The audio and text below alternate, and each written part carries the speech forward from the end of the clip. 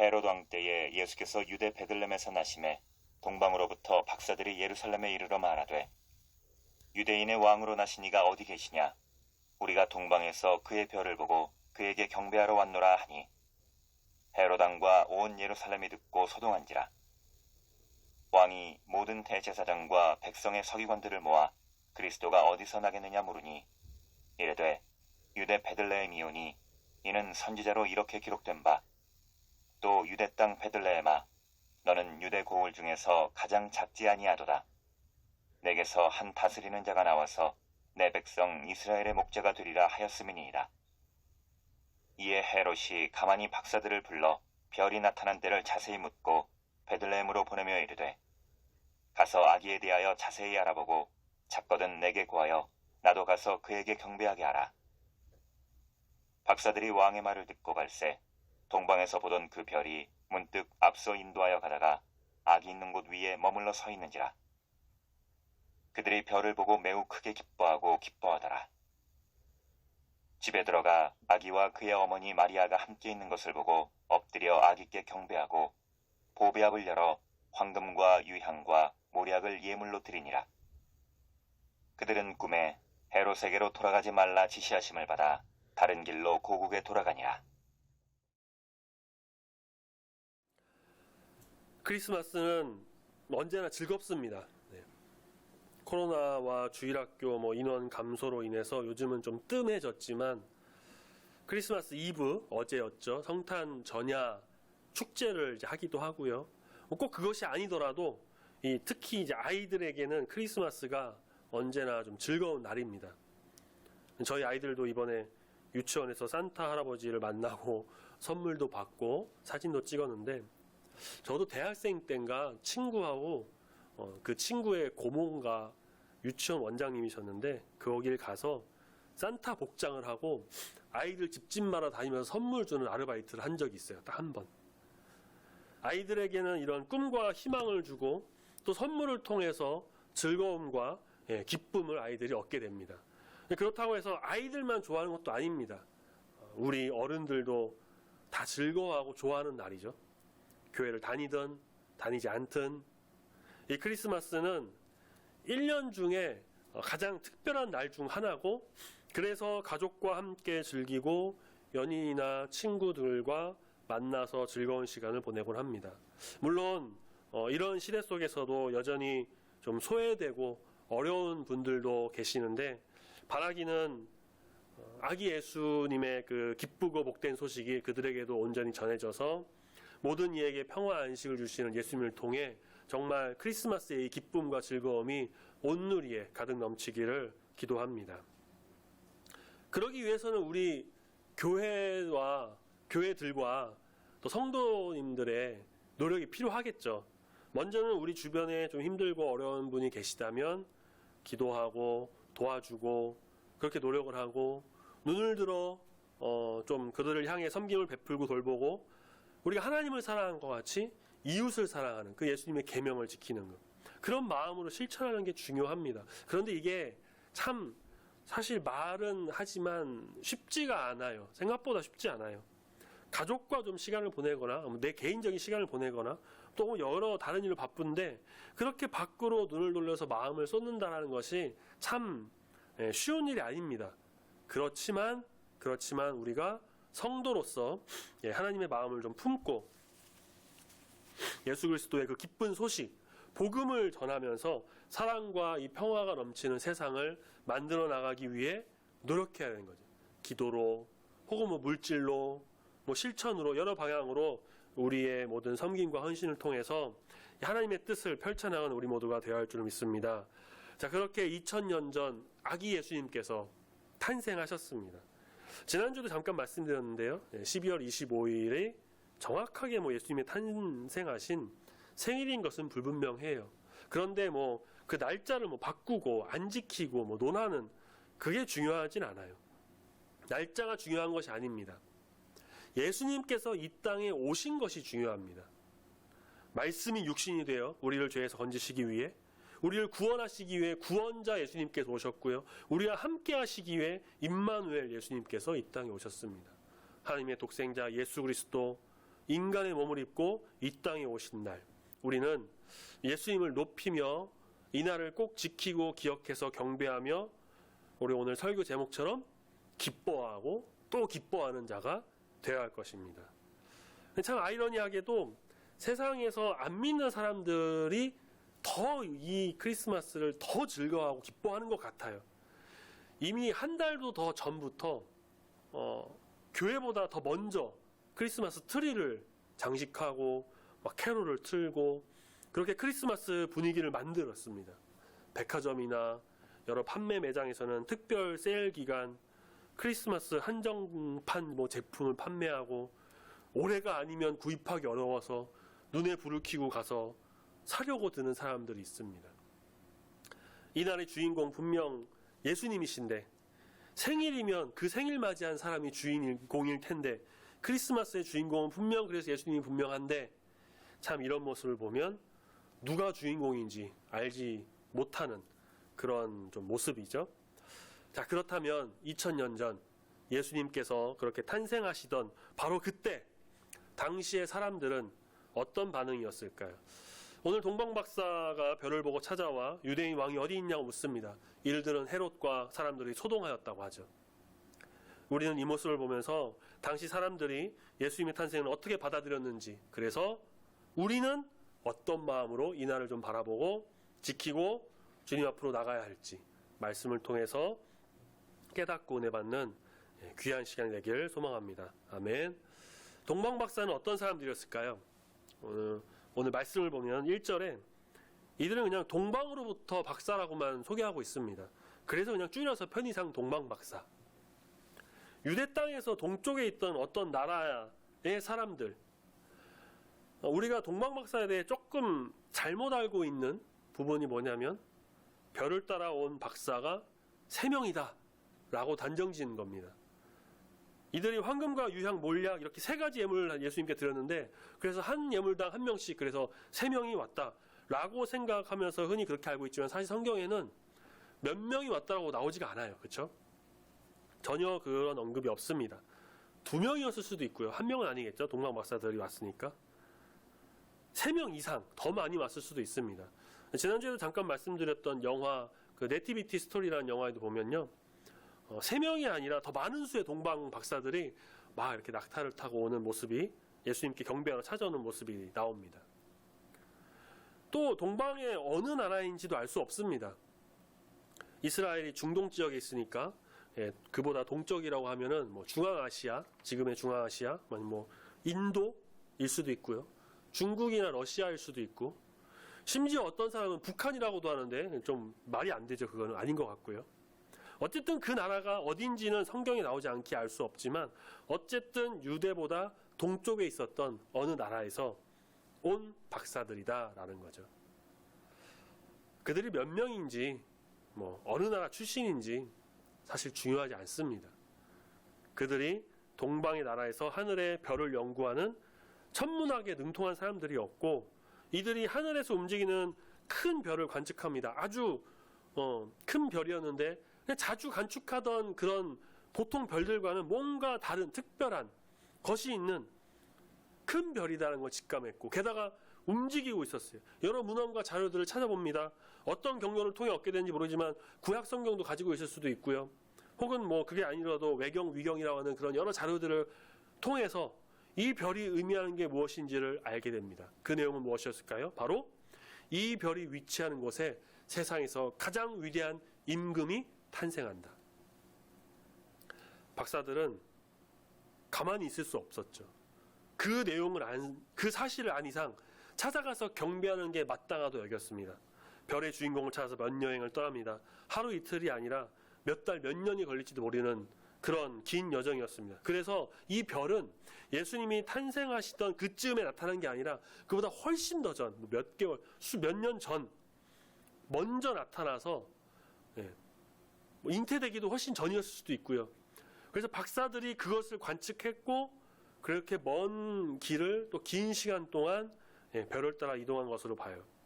박사들은 피곤했을 수도 있고요.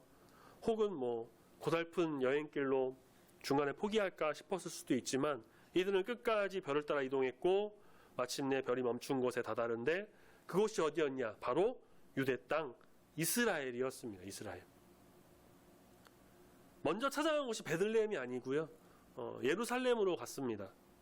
왜 하필 예루살렘이냐? 유대 나라에서 가장 중심이 되는 도시잖아요. 가장 큰 도시고 성전이 있었습니다. 그러니까 행정기관이나 뭐 그런 것들도 있을 거라 여겼겠죠.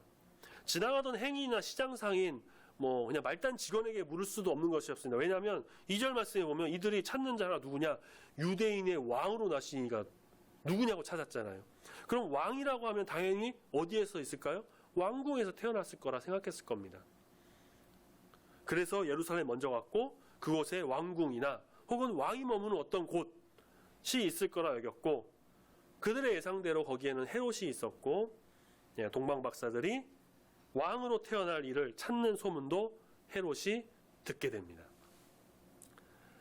동방에서 먼 동방에서 온 박사들이 유대인의 왕으로 나신 이가 어디 계시냐 예루살렘에 와서 묻고 찾아다니자 이를 들은 헤롯 왕과 예루살렘이 크게 소동했다고 하죠. 세번역 성경을 보면 이들이 이 말을 듣고 당황했다라고 표현합니다. 그러니까 소동했다라는 게 당황했다라는 거죠.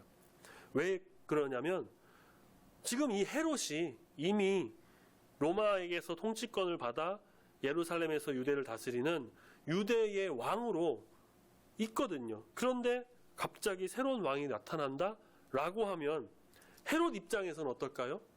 이게 무슨 말이야? 라는 것이죠. 헤롯이 어떤 사람이냐면요. 성경에는 헤롯이 몇 명 등장합니다. 동명이인인데 뭐 헤롯 안디바, 헤롯 뭐 빌립, 헤롯 아그리빠 이렇게 있는데 오늘 본문에 나오는 이 헤롯은 어쩌면 그 많은 헤롯들 중에서 좀 가장 유명한 헤롯일 수도 있는데 흔히 이제 헤롯 대왕이라고도 불리는 사람입니다. 그는 처음에 갈릴리 총독으로 임명받았다가 BC 40년에 로마 황제로부터 유대인의 왕으로 임명을 받습니다.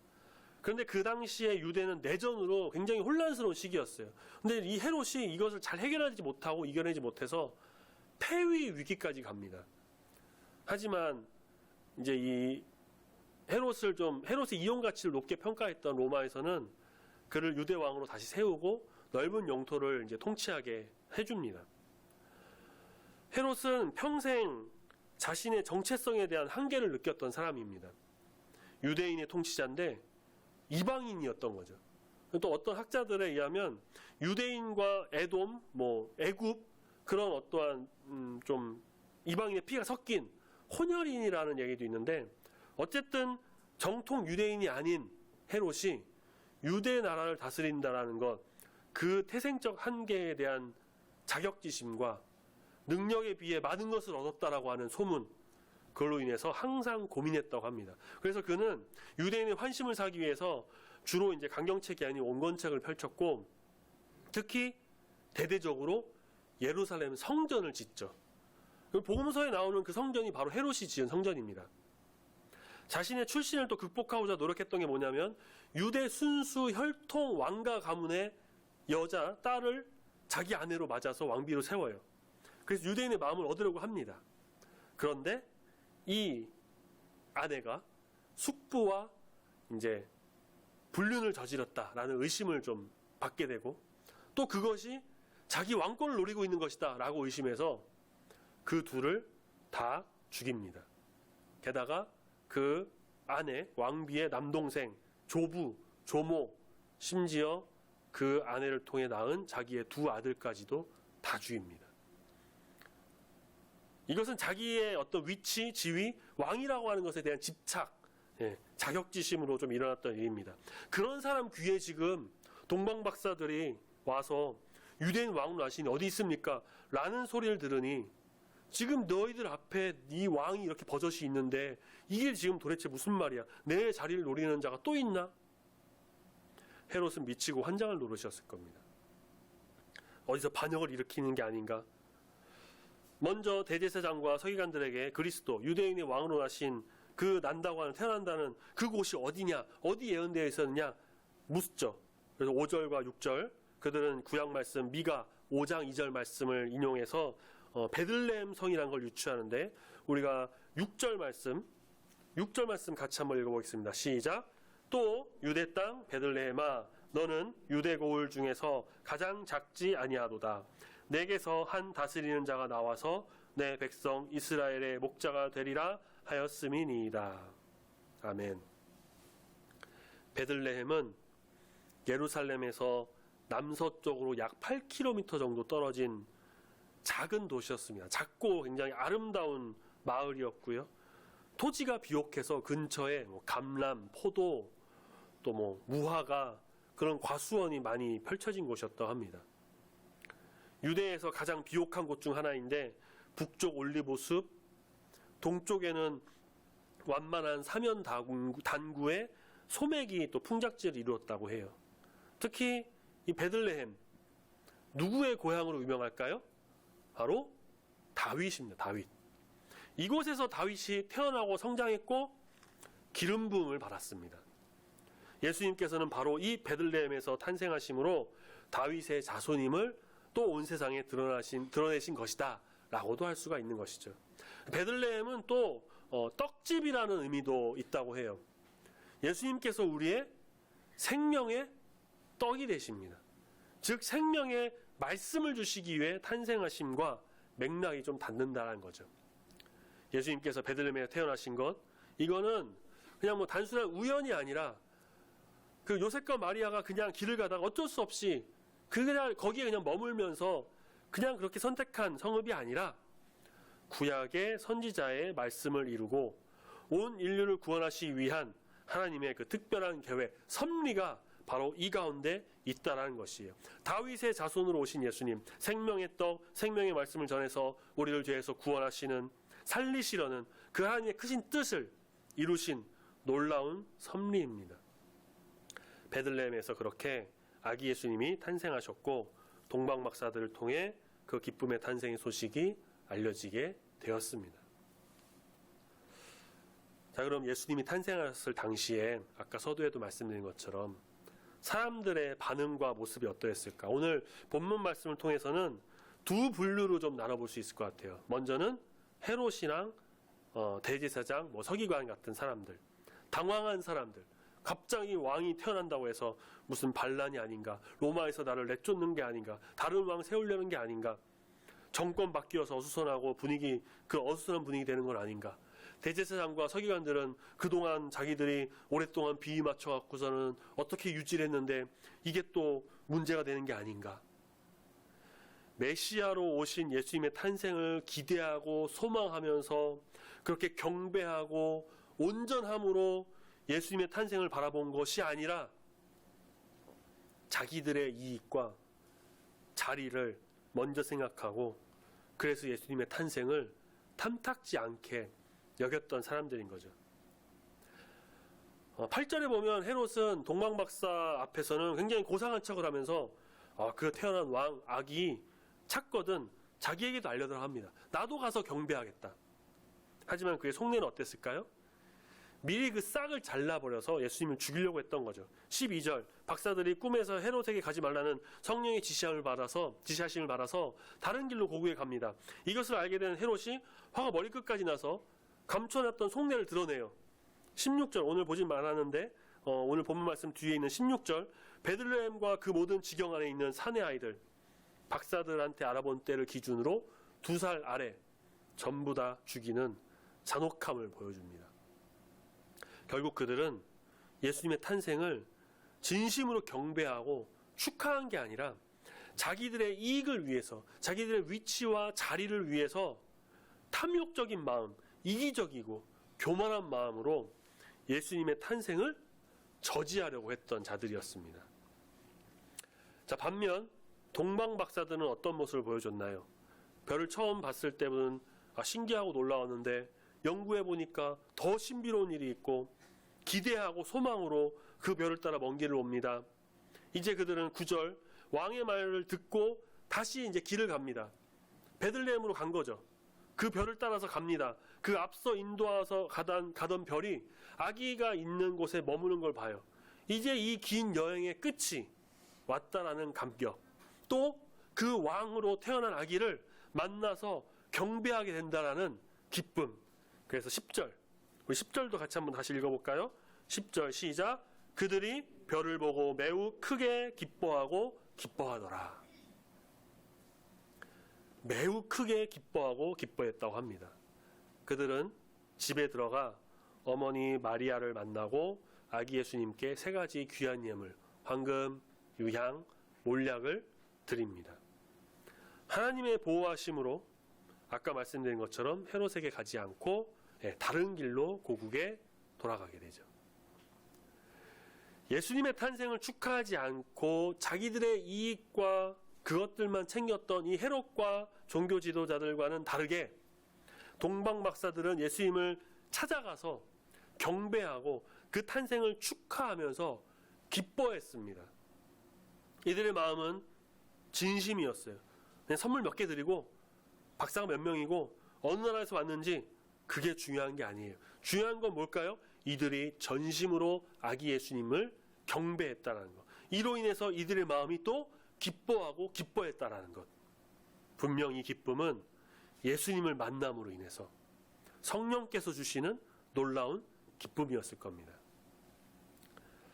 오늘 본문에서 보진 않았지만 동방박사보다 사실 먼저 예수님의 탄생을 경배하고 기뻐했던 무리가 있어요. 우리가 다 잘 아는 누가복음 2장에 나오는 목동들이죠.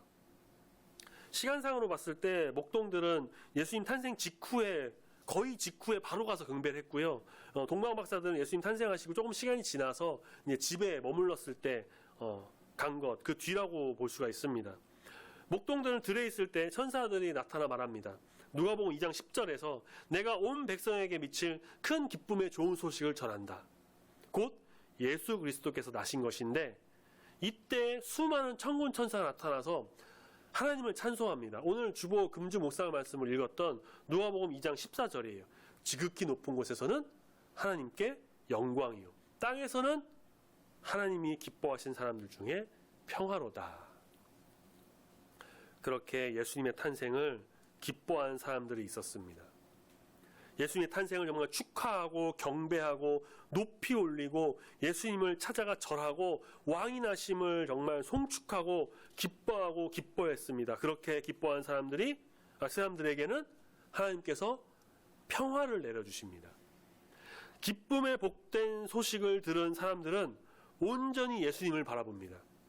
헤롯이나 종교 지도자들과는 전혀 다른 마음, 이들에게는 소망과 참된 평화가 있고요. 예수님으로 인해서 감사와 기쁨이 넘쳐서 찬양하지 않을 수 없던 그런 마음이었습니다. 서두에 말씀드렸던 세상 사람들, 예수님을 믿지 않는 사람들, 백화점이나 상업기관들, 어떤 면에서 보면 헤롯이나 종교 지도자들, 당시 종교 지도자들의 그런 모습과 비교했을 때 크게 다를 바가 없습니다. 조금 다른 것이 있다면 이제는 예수님의 탄생을 자신들의 이익에 이용하고 있다는 거죠. 헤롯처럼 아기 예수님 막 죽이려고 하거나 미워하는 그런 게 아니라 결국 그런 건 아니지만 결국 지금 세상도 헤롯처럼 자기 이익을 위해서 그것만을 추구하는 이기적인 마음으로 이 크리스마스를 지내고 있다는 겁니다. 크리스마스를 상업적으로 이용하고 예수님 탄생 축하하기보다는 자기가 주인공 돼서 즐기고 자기 만족과 유익을 위해서 이 크리스마스를 이용하는 사람들, 이제는 뭐 왕이 나셨도다, 아기 잘도 잔다, 달도 잔다, 그렇게 노래 부르기보다는 그냥 메리 크리스마스, 크리스마스 좋다, 산타 왔네, 우리끼리 즐기고 즐겁게 놀자. 그런 모습으로 변한 이 시대에는 예수님이 이 땅에 오신 목적을 모르고 세상적으로 즐기는 안타까운 모습을 보여주고 있습니다.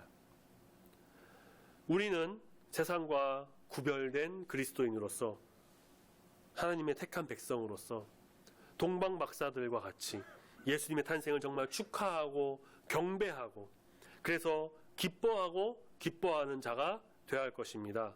내 즐거움과 만족과 유익을 위해서가 아니라 우리를 위해 이 땅에 오신 예수님을 바라보면서 우리를 죄에서 구원하시기 위해 높은 하늘 보좌에 앉아 계시기에 마땅하신 그분이 우리와 같은 이 인간의 몸을 입고 이 땅에 오신, 말씀이 육신이 되어 하나님의 참뜻을 이루시기 위해서 이 땅에 오신 독생자 예수 그리스도, 아기 예수님의 탄생을 보내는 이 시기에 우리는 인간적인 마음, 세상적인 마음, 그냥 내 욕심, 내 이기적인 것, 교만, 다 내려놓고 다 뒤로 하고 정말 우리 오직 예수님만을 바라보면서, 그래서 예수님으로 인해 기뻐하고 즐거워하면서 예수님을 경배하고, 그래서 우리 주님 안에서 온전히 이 시간을 보내는 귀한 모든 성도님들이 되시길 소망합니다. 아멘. 세상 사람들보다 우리가 더 즐거워하고 더 기뻐해야 합니다. 세상 사람들보다 우리가 더 먼저 이 크리스마스를 준비하면서 기대하고 소망해야 합니다. 세상 사람들과는 다르게 우리는 주님을 온전히 바라봄으로 아기 예수님의 탄생을 축하하고, 그래서 이 뜻깊은 성탄 크리스마스를 보냄으로 하나님께 모든 감사와 영광을 올려드리는 기쁨이 넘치는, 기뻐하고 기뻐하는 우리 중부교회 모든 성도님들이 되시길 소망합니다. 아멘.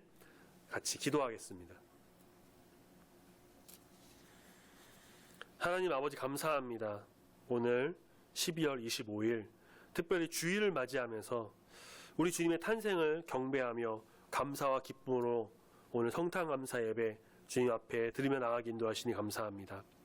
세상에서는 크리스마스 특가 세일이다, 한정 판매다, 대목이다, 그렇게 즐거워하면서 자기들의 이익을 위해 상업적으로 이용하려고 하지만, 주를 믿는 성도들은, 참된 그리스도인들은 세상과 구별된 자로서 주님의 뜻을 온전히 세우며 크리스마스의 주인공이신 아기 예수님을 온전히 바라봄으로 경배와 찬양을 올려드리며 기쁨으로 이 시기를 보내기를 소원합니다.